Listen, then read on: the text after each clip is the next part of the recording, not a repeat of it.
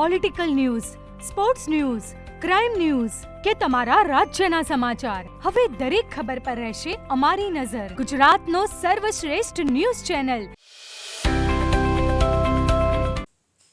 હારીજના બોરતવાડા ગામે અંબાજી પદયાત્રીઓ માટે સેવા કેમ્પનું આયોજન કરાયું. હારીજના બોરતવાડા નર્મદેશ્વર મહાદેવ મંદિર પરિસરમાં બોરતવાડા ગામના સેવાભાવી યુવક મંડળ દ્વારા સતત બીજા વર્ષે અંબાજી પગપાળા જતા પદયાત્રીઓ માટે સેવા કેમ્પનું 8મના રોજ સુંદર આયોજન કરવામાં આવ્યું હતું.